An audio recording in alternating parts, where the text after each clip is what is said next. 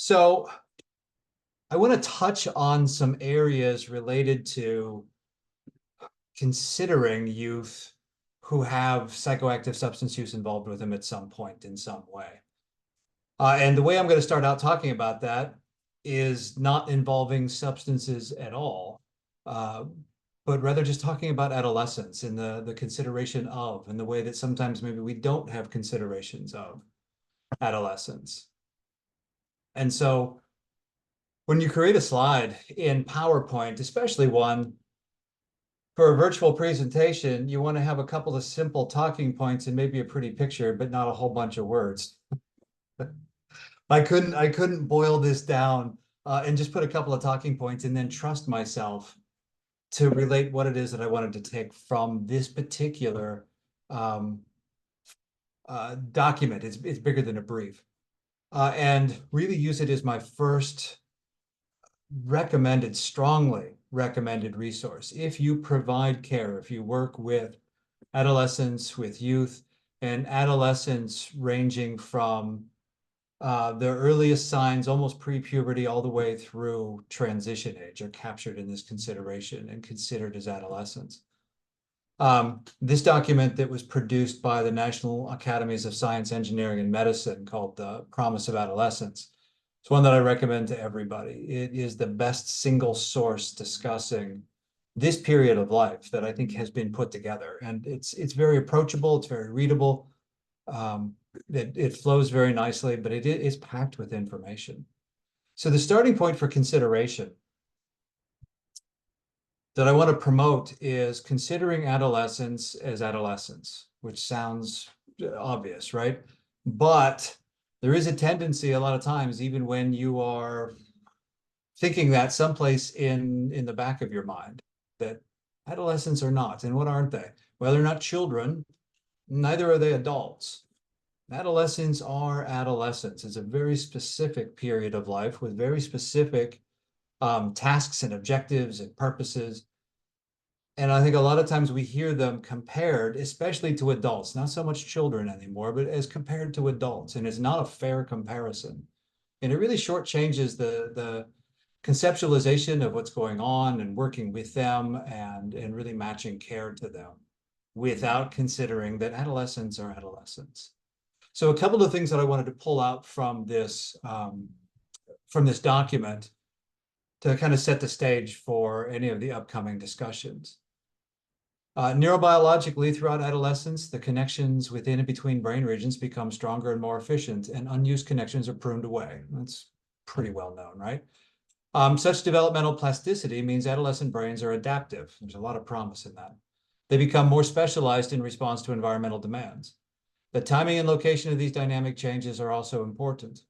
The onset of puberty brings about changes in the limbic regions of the brain, very important when it comes to drug and alcohol influence, resulting in greater sensitivity to rewards, threats, novelty, and peers.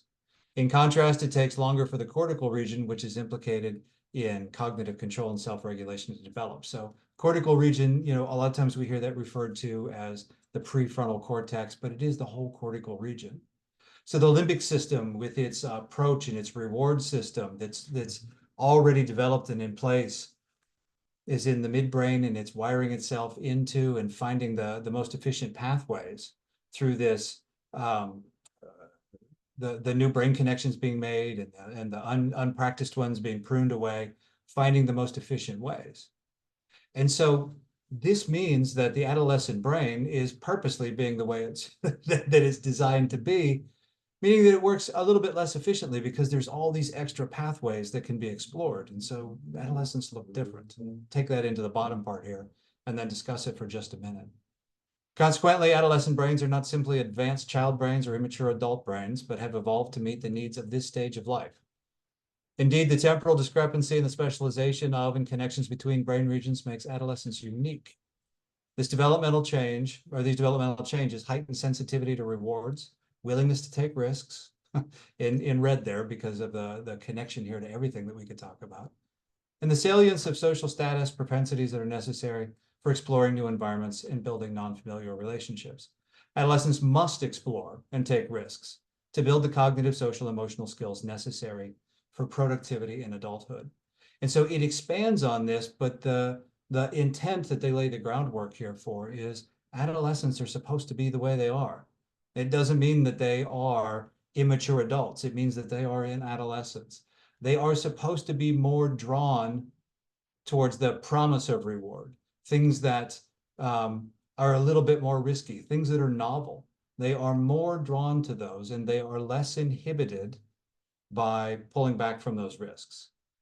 That's exactly where they're supposed to be. It helps them move out on their own. It helps them find their own pathways. It helps them figure out where they're going. You can tie in your Eric Erickson into this in terms of, what are the tasks?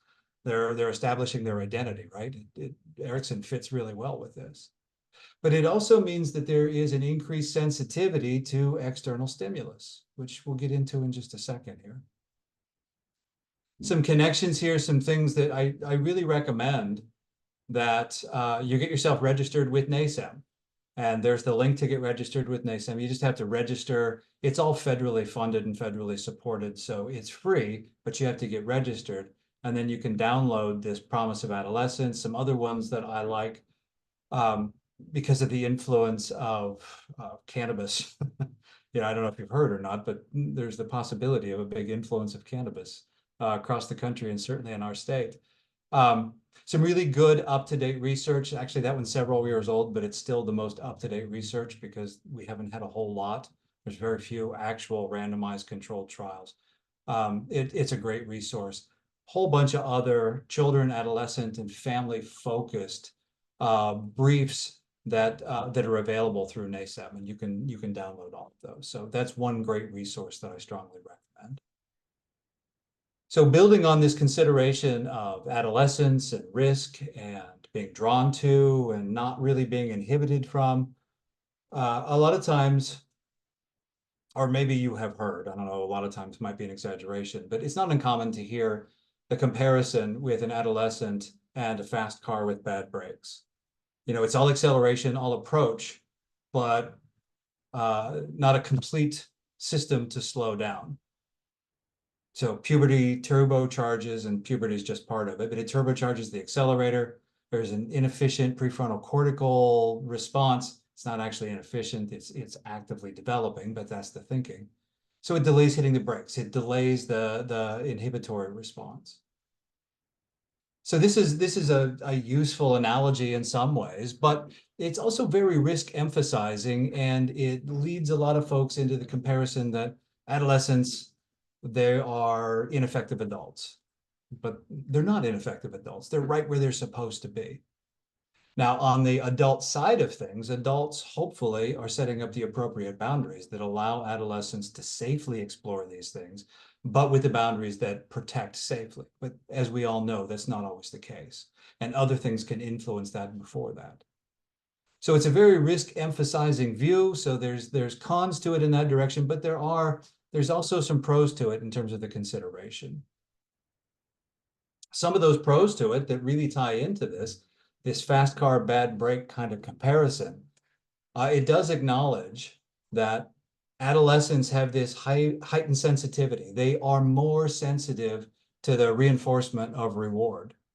And what is extremely rewarding? Well, psychoactive drugs, because they have the ability to really hyperstimulate the reward pathways.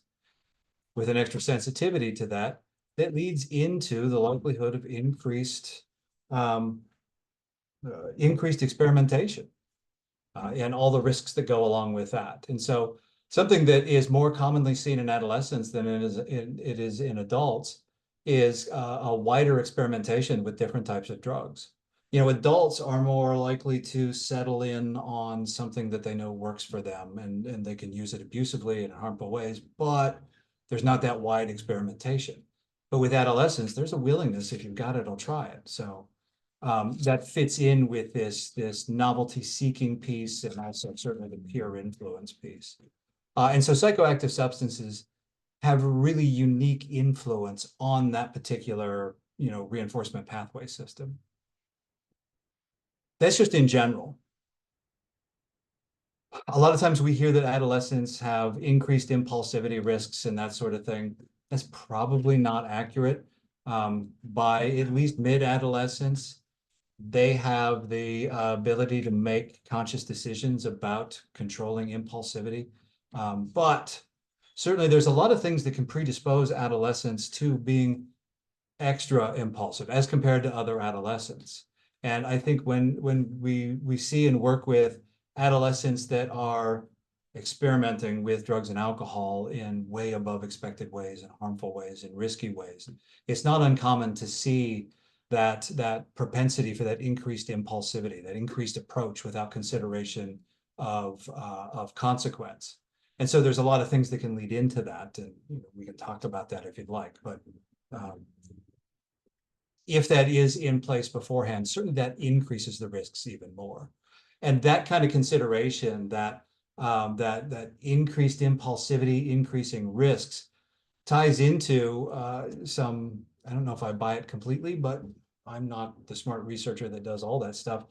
There's a consideration that I'm not a huge fan of this language, but suboptimal acquisition of psychological regulation for whatever reason, which I think ties into a lot of those precursors that can increase impulsivity during childhood and early adolescence, really increases the likelihood of struggles with substance use. Also, and then co-occurring psychiatric needs. And I don't know if you've seen those connections and that thinking about early childhood experiences, whether they're developmental traumas or unmet needs, unmet tasks or experiences or individual traumas, that really influence the lowered regulatory responses, being predictive of just about everything. Increased substance use, increased negative peer influence and aggression, and certainly all the psychiatric disorders are all increased by that lowered regulatory response. Thinking about drugs and alcohol, it's useful sometimes to think about what predicts what and when you see and when somebody's referred. On the left, that's pulled from the NSDUH, which I'll introduce in just a second and won't talk about, but it'll be available there for you to take a look at. Nearly 1/4 of 12 to 17-year-olds, which they measure, in the last year experienced either a major depressive episode or a substance use disorder. The initial identification of a major depressive disorder was not all that predictive of a co-occurring substance use disorder. But when you flip that view, the identification of a substance use disorder is very highly predictive. And if you look at the numbers there, over 50%, highly predictive of a co-occurring major depressive disorder. And that's all they looked at with this study. All they looked at was the major depressive stuff. They didn't look at all the other things that could be included in that. So that gives us a clue that co-occurring disorders are to be expected, not seen as an exception. Further reinforcing that, a little bit older research, the stuff on the left there came from, it's just done in the last year. The stuff on the right, the colorful chart there, came from researchers who were looking at CSAT data. It's the Center for Substance Abuse Treatment. And looking at youth who had identified substance use needs at any level, all the way from kind of an early diversion level all the way through residential treatment level. And they noted that at any level of identified substance use need in an adolescent, that predicted at over a 70% co-occurring rate, a co-occurring mental health need in that adolescent at the same time. So, I mean, that's a really high percentage. And the deeper penetration the kid went in terms of the level of need, the higher that prediction went. So not included in that research, but some similar research said that when there is an identified mental health need in an adolescent, there's up to a 40% chance that there's co-occurring substance use involvement. So I'm going to skip through this because I have yammered through most of my time already, but this is here that you can take a look at this stuff in the slides, recognizing the importance and the utility of ASAM in considering substances with adolescents, including that if you do the intentional consideration of substance use in treating anybody, but in treating adolescents, if it's intentionally included, we are required in Ohio to use ASAM as a level of care determination tool. There's a little bit, if you use the CANS, and the substance use question is rated as a 1, 2, or 3. The only one that's not included is 0. But The cans 1, 2, or 3 indicates the need for an ASAM assessment. I can skip over this. There's the dimensions if you want to take a look at those to remind yourself if you've ever seen ASAM, so it'll be there for your viewing pleasure. Then I have several resources that I really like to help increase considerations of working with adolescents. Motivational interviewing across the board is a great resource for working with adolescents. There's the source itself, currently in the 4th edition. There's one specific to working with adolescents by Narking and Suarez. And then there's one that I really like. It concerns very directly working with mandated adolescents, written for, and not just adolescents, but families, because it's written from the perspective of child protective work. And that extra layer of the mandate and how to adapt to motivational interviewing. So another book that I really like is Youth Substance Abuse and Co-occurring Disorders. It's edited by Kaminer. There's chapter after chapter by experts and professionals in the field that address a whole host of topics. I imagine many of you are familiar with Van der Kolk's book, which really has a lot of overlap. And a couple of other resources that you can take a look at. One thing I just want to introduce to you, and then I'm going to shut up. Included in these slides, put together this series of slides that compares the 3 big prevalence surveys that are out, and 2 of them were just released in the last 3 weeks, so it's as up to date as it can get. There's Monitoring the Future, there's the NSDUH, and then there's the Youth Risk Behavior Survey. And so if prevalence for drug and alcohol use and a little bit of risky behavior stuff, mostly in the drug and alcohol use side, there's side-by-side comparisons with the different prevalence measures. There's discussion about how the prevalence measures vary a little bit because they look at different ages. It's the data is drawn in slightly different ways. But you can take a look. Alcohol, what do the prevalence measures say? Cannabis, what do they say? Vaping and nicotine use, what do they say? And then some other commonly used drugs. And then there's also some risk stuff that's included in here too, in terms of persistent feelings of depression, suicidality, and self-harm. So some side-by-side comparisons with prevalence that you can take a look at. On the other side of those prevalence measures, one piece of good news that comes out of it regarding drug and alcohol use, right now, things are fairly low in terms of historic prevalence of drug and alcohol use by adolescents. That does not take away from a lot of the adolescents that all of us serve. That's where the use is. And the more of those really stockpiled risks that build up beforehand, whether those are developmental traumas, unmet tasks, whatever, those all increase the risks. And then it really grows exponentially, right? So as soon as we see the drug and alcohol influence, the likelihood of co-occurring problems and needs being there are extremely high. So that's where I'm going to wrap up. I know that was a lot of really fast talking that didn't cover one specific topic that somebody might have liked, but hopefully those slides will provide a good resource for you.